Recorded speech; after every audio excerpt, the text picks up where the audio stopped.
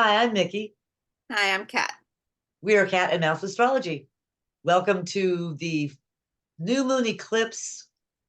This is going to be a pretty interesting discussion today.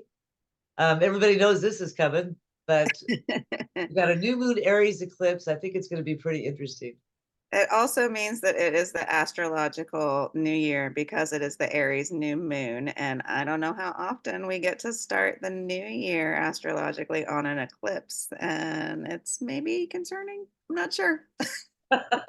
It's pretty interesting. And we're actually recording this. I'm sorry, I'm moving around a little bit. We're actually recording this on the day before the eclipse on April 7th. I know a lot of people are going to be traveling to go view the eclipse. Right. Have you viewed an eclipse before, Kat? Yes, I drove last eclipse was 2017 in August, and I drove an hour or so north of where I live to as close as I could get to the away from the cities and to a beautiful magical place called Clear Lake in Grasshopper, Kansas. Wow. It Did was you get to lovely. see the total eclipse? We did. We camped out the night before so that we had like a good spot right there on the little lake. And nobody was there until about an hour or two before the eclipse the next day. And then the park started to fill up and it got orange in the sky and all of the insects and birds stopped making any noise for like 4 minutes. That was the part that I found most notable Yeah, was that you could notice it. it was eerie. It wasn't just that the sky got dark. The sky got dark, Yeah. but it was the how the animals and plants reacted to it that you could see why to the ancients it was a really big deal to have an eclipse. Yeah, yeah. It's very strange. When you think of silence, you're like out in nature and like, oh, it's so quiet and peaceful, but it's not. It's actually really loud because there's lots of other creatures going about their lives, right? But all those other creatures in the eclipse are like, whoa, what just happened? Right, right. I mean, we're all tied into circadian rhythm. Yeah. And it's like, oh, what's the big deal? The moon goes behind the sun or the sun goes behind this. So what? Well, every creature on this planet is Notice it. notices it in a very visceral way, a very physical way. Yeah. So how are your relationships with everybody that you traveled with at that time? Pretty solid. Nobody had a issue. Oh, at that time? No, I mean, since then, are all of your relationships intact with the people that you saw the eclipse with? Oh, yes. Yeah. Yeah. That's one thing another astrologer was talking about is the eclipsing of things. Uh-huh. That's one of the things that happens during the eclipse is something's eclipsed in your life. What does that mean as a verb for something to be eclipsed? It's something else has become more important. Oh, That used to be important, but now something else is more important. interesting. And so that's no longer the forefront of the life. Something else is the forefront. Ah, something else is taking precedence. Yeah, something's been eclipsed. It was important, but now this is and Okay. so that's why we have to look at where it is going on in the chart. There's a general meaning overall with it being the Aries, but there's also the how where's Aries in your life? Right. Is that your first house? Is that Right. your seventh house? Is it relationships in the seventh house being eclipsed? Is it something about your first house that's being eclipsed? And so Yeah. that's where we can break it down and get a lot more meanings. And then of course, if you have a planet square or opposite or conjunct this eclipse in any way, then that's going to be real personal. That's going to be definitely Ah, impacting, the person who has that conjunction or square or yeah. trine, Whichever anything, any one kind of that is. aspect. Yeah.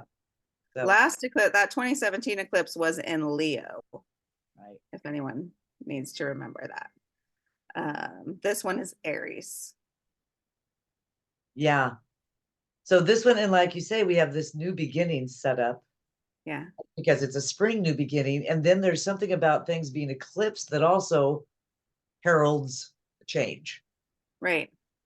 And we've got the Uranus Jupiter conjunction. Right. Shall I pull up the chart and let's take a look at And it? let's look at the chart. It's a interesting one. Yes. Triangles. Lots of triangles. Even in the symbols, I actually like prepared today and wrote down all the symbols. Oh, nice. Nice. Yeah. Yeah, I find this, you know, I've been, I really like Rick Levine as an astrologer, and there's Christopher Renstrom. There's a lot of fantastic astrologers who have already really torn apart, deconstructed this eclipse. And the only thing I think I would add, after, you know, in addition to what a lot of astrologers have said, is that these things are happening now and have been for a while. This is within 3 degrees. Mm-hmm. And because these are giant planets, slow moving planets, this conjunction's already been happening.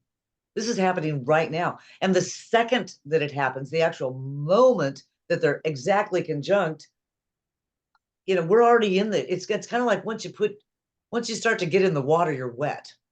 Right. You know, and we're wet from this. This is happening right now. And it's not anything that's going to go away quick. No.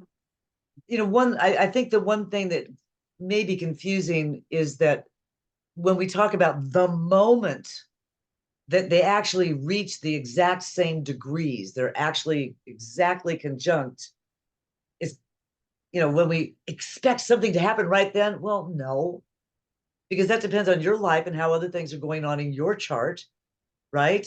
And Right. when its circumstances unfold, this is a configuration that we've been building to, and that's going to hang here for at least a month, and we're going to feel the after effects for throughout the summer. Right. So I think that that's one thing to take a look at it, especially with the faster moving planets like our new and full moon. You know, we want to look at just the minute that they conjunct, but you can feel the full moon coming. Right. We watch it in the sky as it builds, and we can feel that intensity building. And I think that the same is true with all of these nearing conjunctions, including Mars Saturn. So one thing I've been thinking about lately is Mars is coming around a corner. Here's my analogy. Mars is in a fast speeding car, zooming around a corner. And because it's going so fast around the corner, it doesn't notice there's a rock in the road, a great big old rock right in the road, right there. And so either there's going to be a screeching of the brakes or there's going to be maneuvering around the rock. But the rock is right there in the road. So whatever it is that we're speeding towards as quickly as we can, it's we're going to be stopped. We're going to be structured. Something's going to make Mars feel that you can't just move on forward. Right. A little bit of opposition. Yeah. Which isn't a bad thing, you know. Ganesh also puts obstacles in your way to get you going down the right path. Good point. Yeah. Tell us more about Ganesh. I love that. That's a great analogy. I mean, I'm not a scholar of Hindu mythology in any way, but Ganesh is the remover of obstacles. It's that deity with the elephant head, and I can't tell you the stories, but I just know that Ganesh both removes obstacles and places them in your path. So you can. It's a little bit like Chiron and the Wounded Healer. It's like the duality, or perhaps more accurately, the paradox of existence gets played out in the mythological figures. And so Ganesh is the one about obstacles. Sometimes they're there to get you on the right path, to keep you from going down the wrong path. Yeah, I like that. Yeah, then that gives maybe a different interpretation to you know, the Mars Saturn conjunction.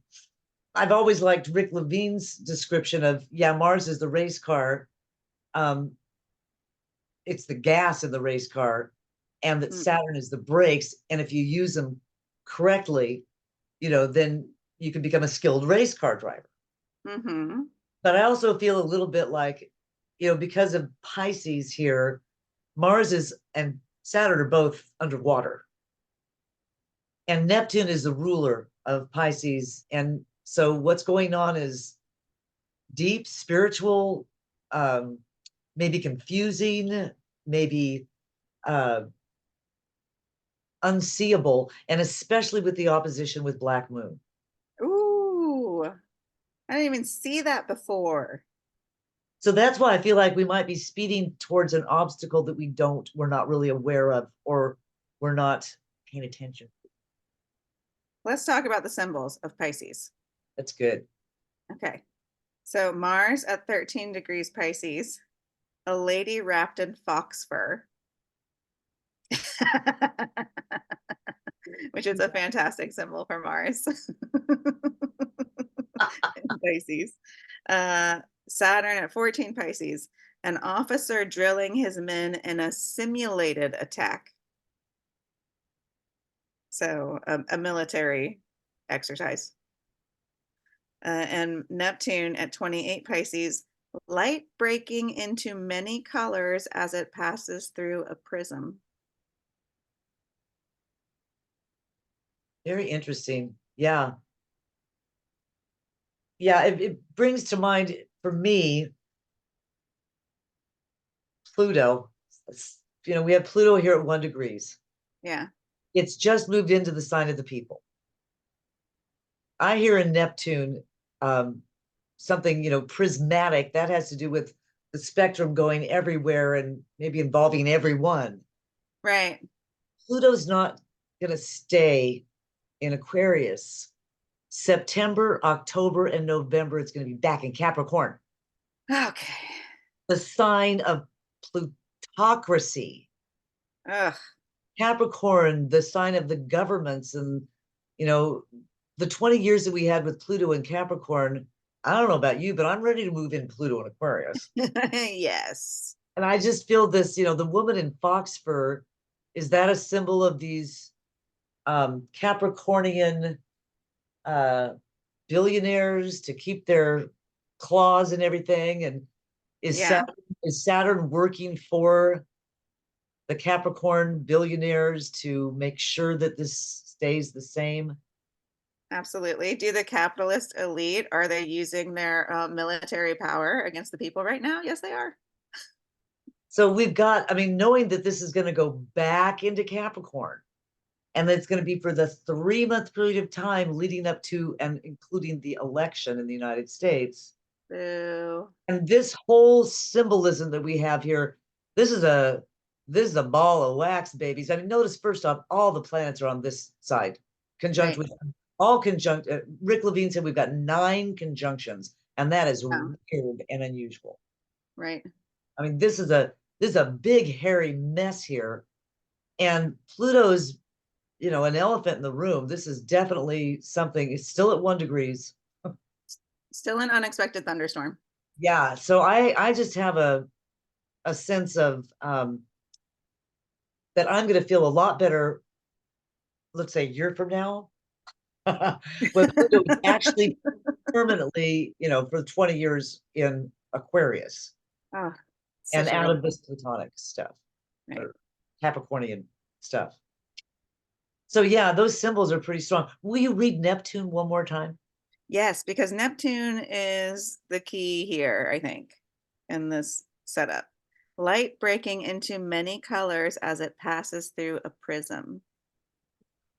So let's think of this year. Here's the start of our astrological year. We're saying we're going to feel better a year from now. This is us passing through something, Oh a boy, that's prism. it.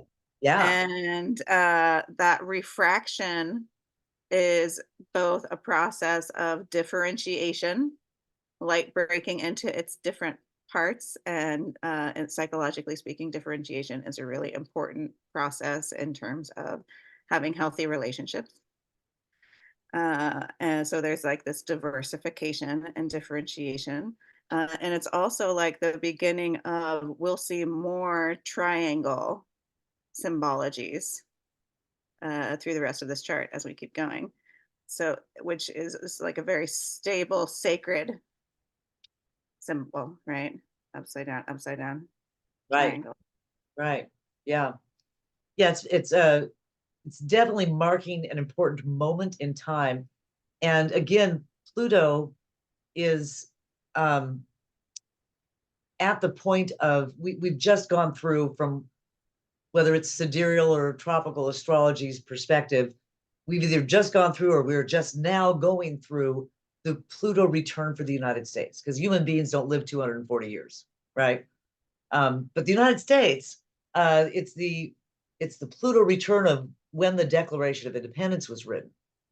Mm, And what were we doing then? What was the purpose of the Declaration of Independence? It was to say we don't want a king.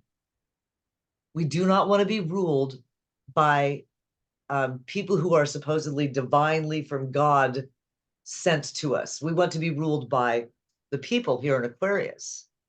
But those folks who have had traditional rule in whatever era, whether it was 240 years ago or today, they don't want to give that up. right.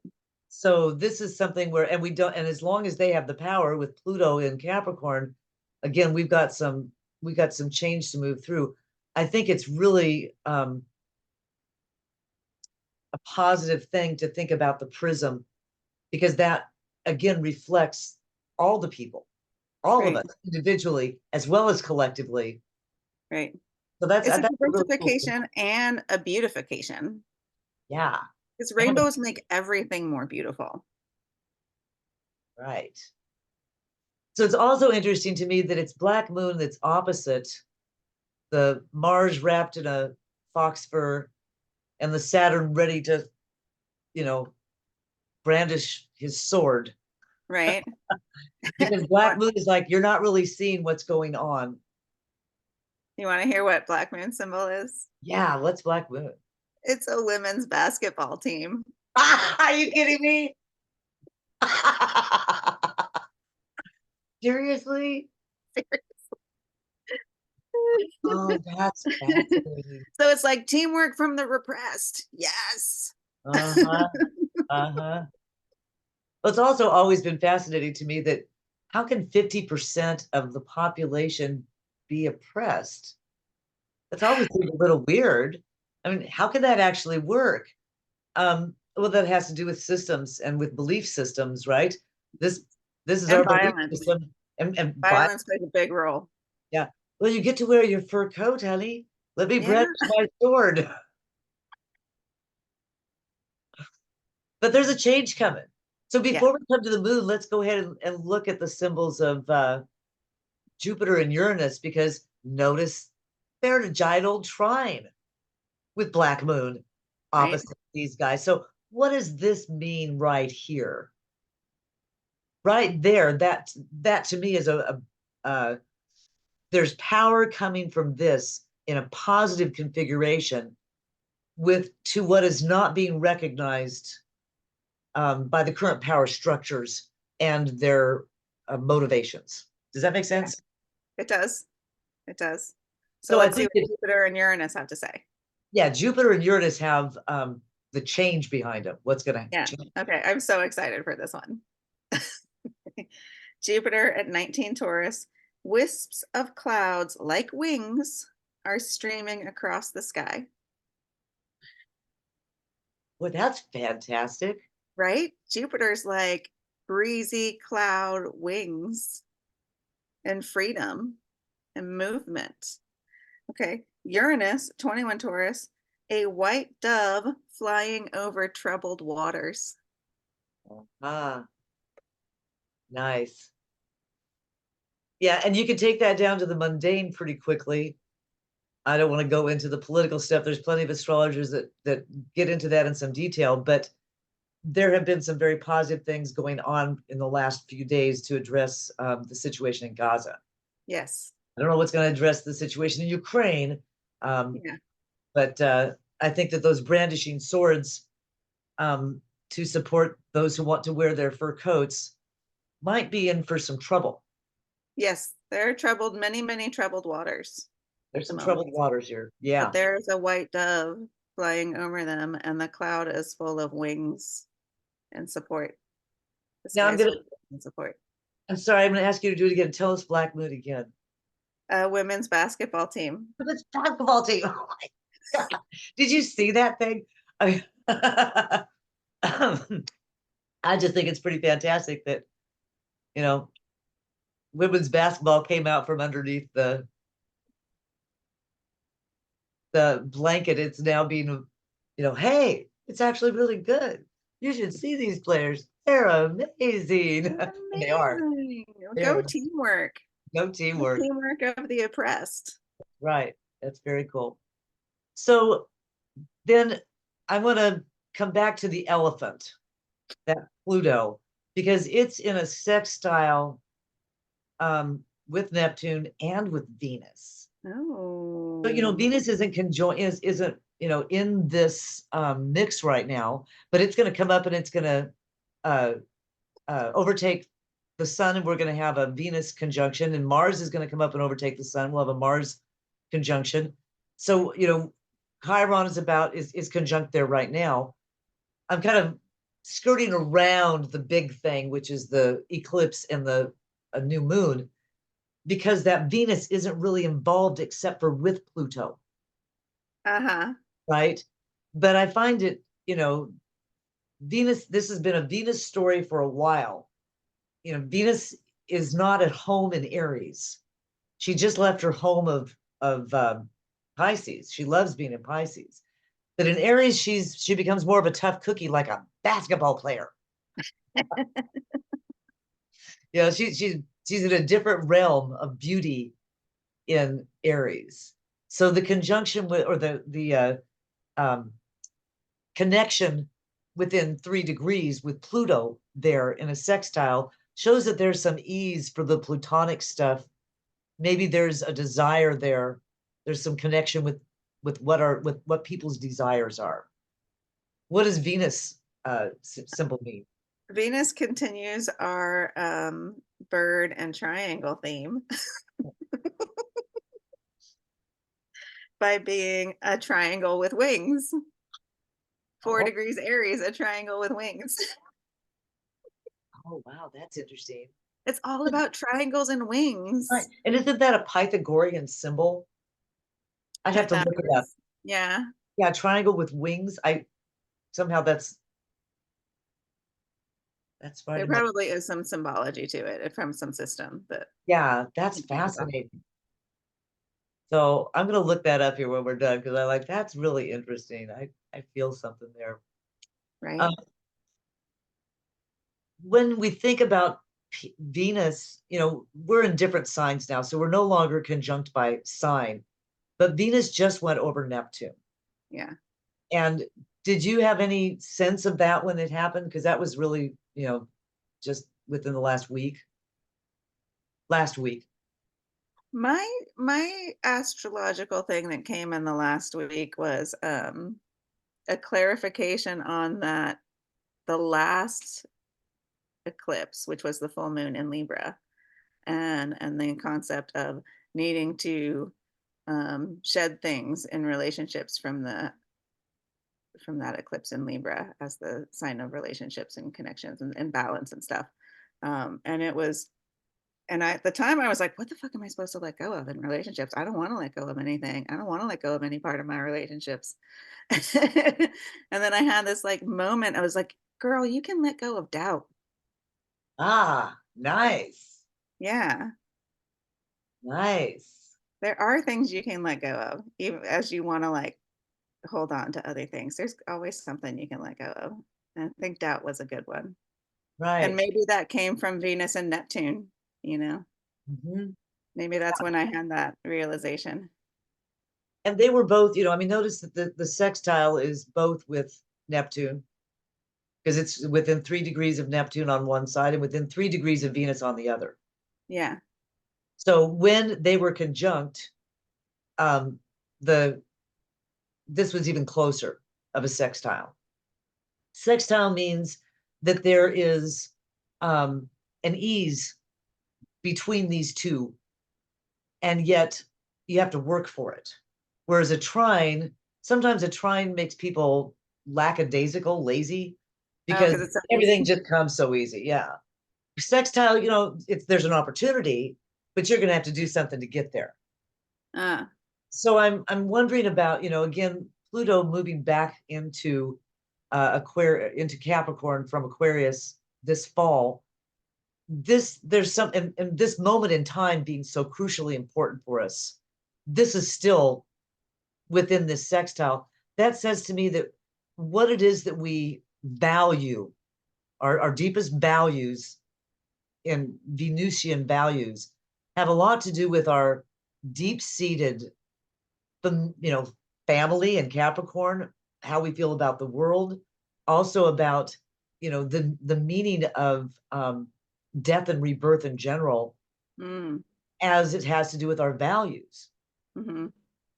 So there's some kind of an opportunity for us to work through, maybe spiritually, maybe as it has to do with our value system, what we really want in life, might be going through an opportunity for a plutonic regeneration. That would be nice. All those triangles and the wings seem to fit in with that a little bit. There's an opportunity to come uh, out of this fire and grow some wings and be a phoenix. Oh, yeah.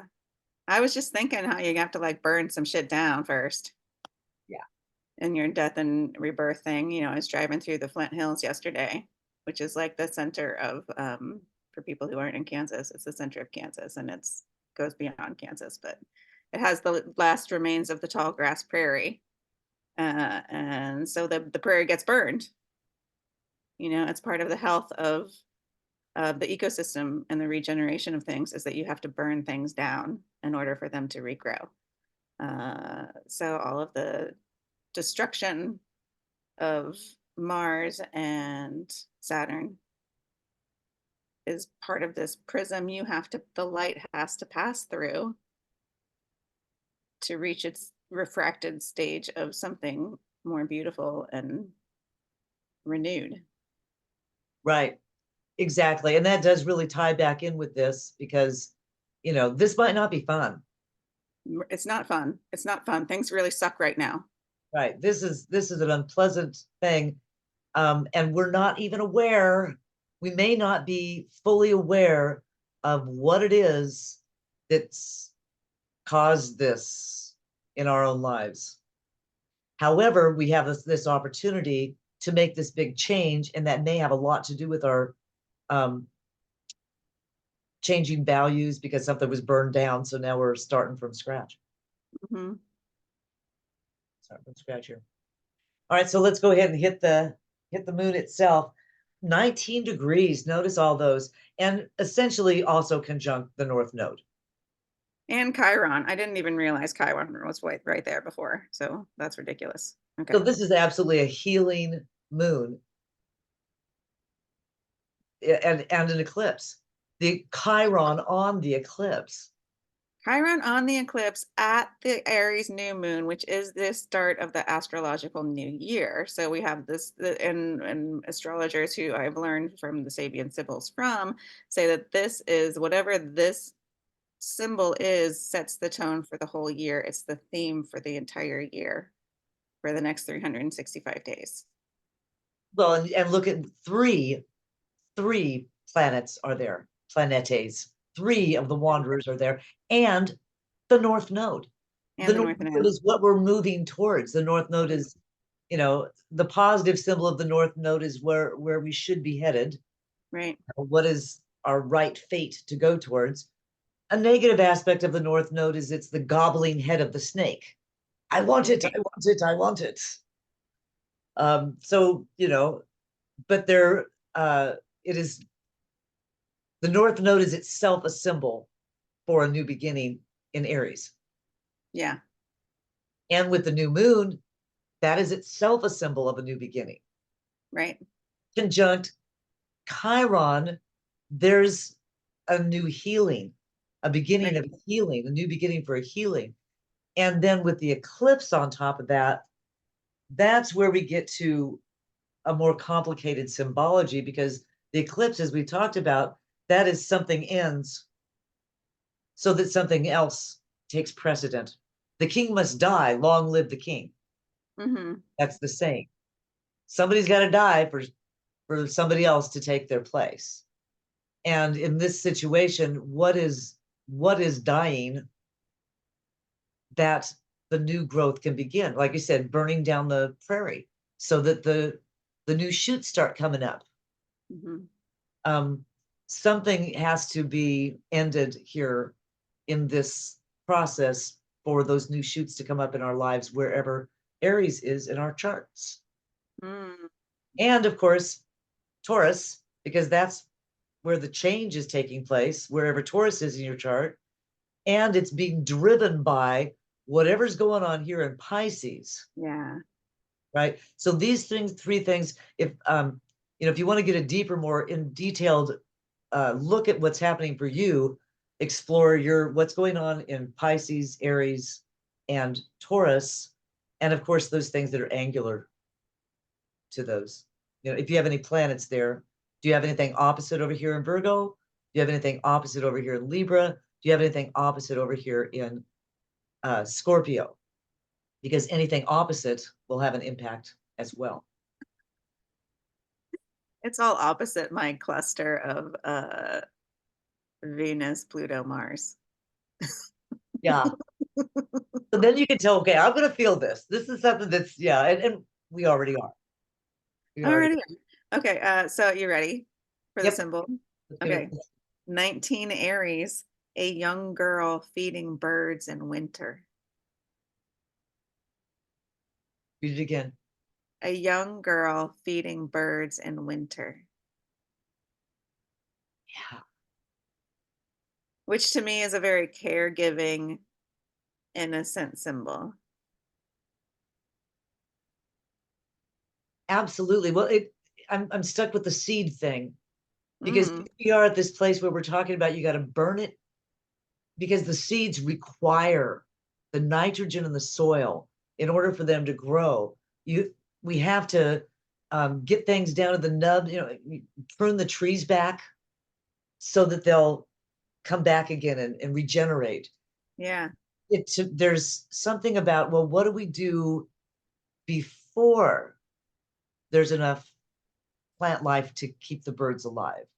Well, we have to feed them. We have to take care of them. Right. So somehow this symbol shows to me what we need to do in the interim. Yes. We need to throw out seeds. Yeah. What is feeding birds in winter but throwing out seeds? Hopefully you're not throwing bread out to your birds in winter and just like filling their bellies and making them sick. Hopefully you're throwing out seeds. Yeah. It'll grow and create something in the future as well. Right. Yeah. Yeah, I think that's a hopeful symbol. It's a very hopeful symbol, and it also is it's a stasis. It's like that calm moment right before the storm. And right, this is the thunderstorm symbol, isn't it? Right. So there's that calm moment right before the storm where, something can happen, the pregnant moment, if you will. And we have all this change coming. We've got the stopping of whatever's going fast happening that's going to have to do with this change. We've got all the newness coming.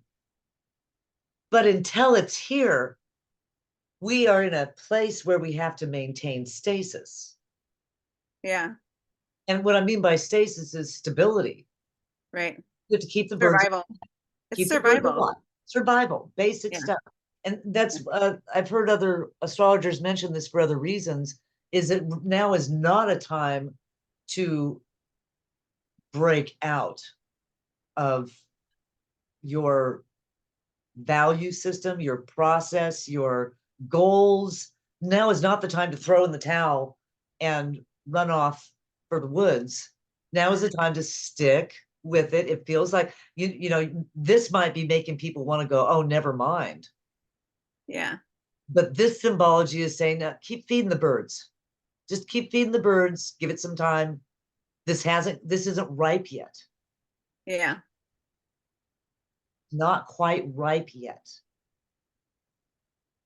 So 19 degrees Capricorn, or sorry, 19 degrees of, Capricorn is square this. So is 19 degrees of Cancer. Uh, My moon's at 19 degrees of Capricorn. um, so, one thing to look at again is what's square.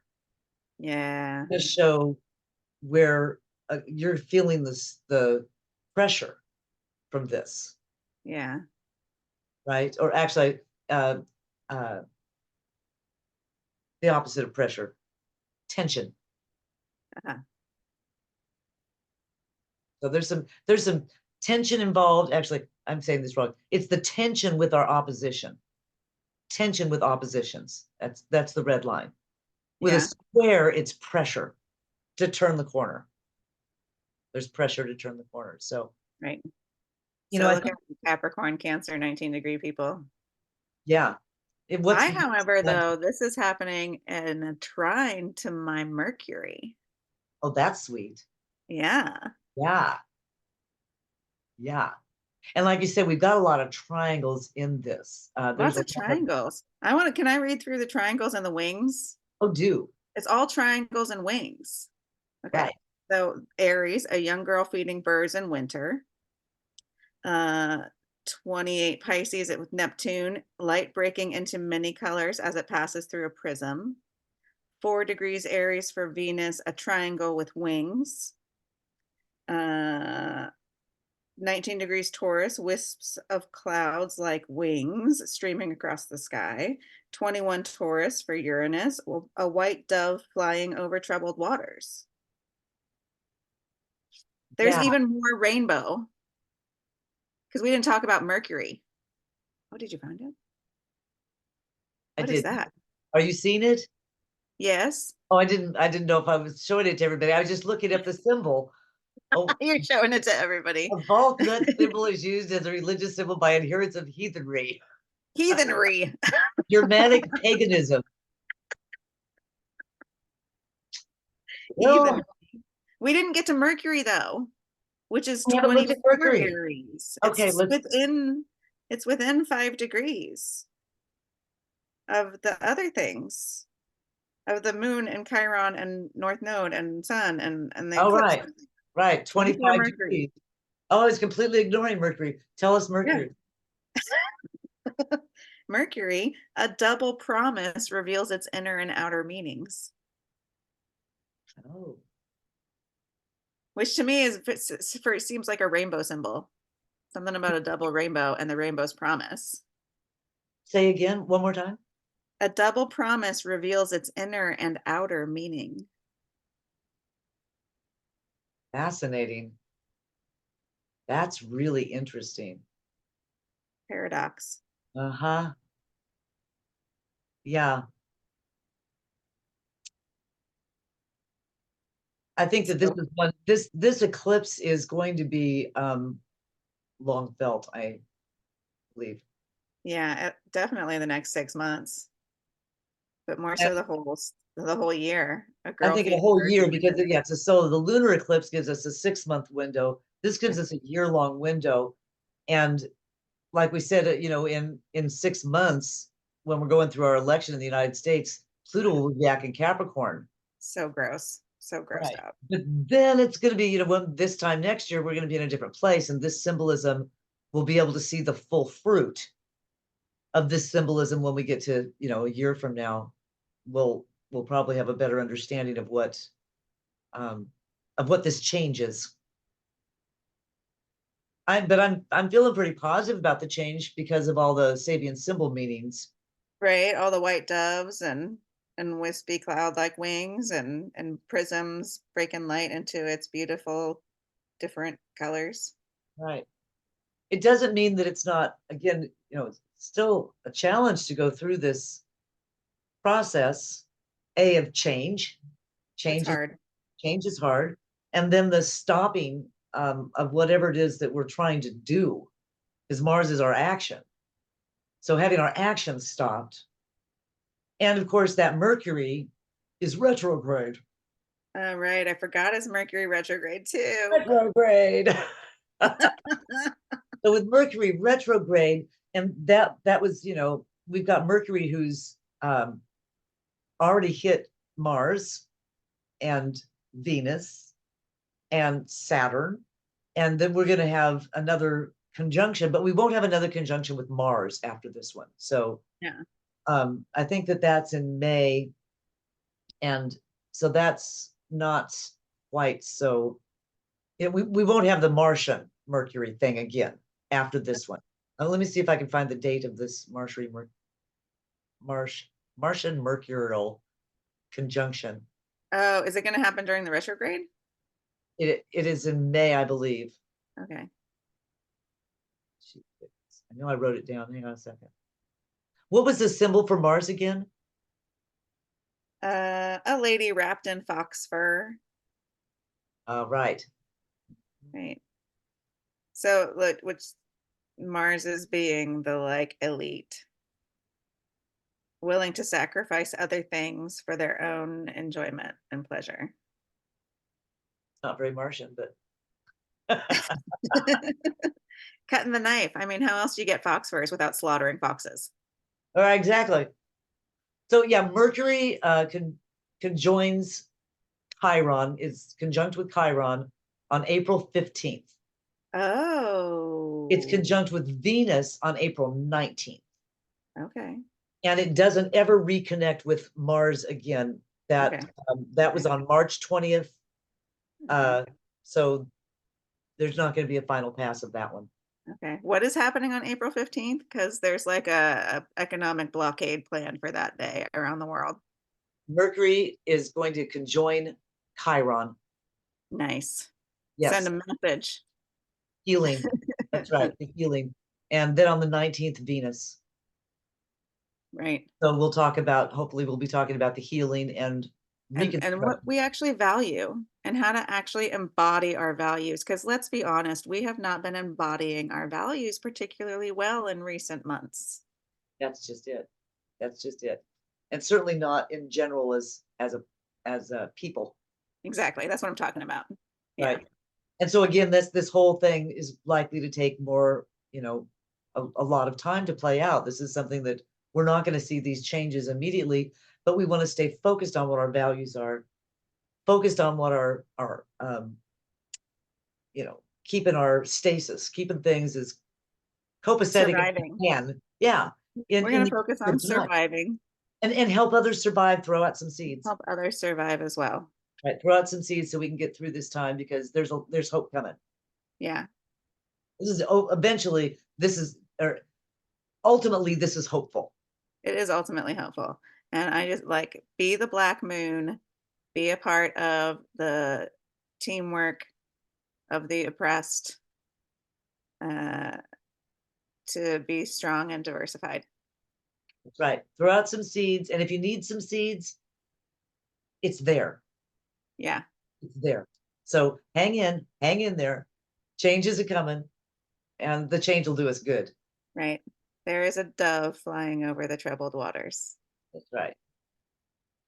Yeah, this could be good. So I want to hear people's stories. So if people have any stories from this eclipse, I hope they'll let us know.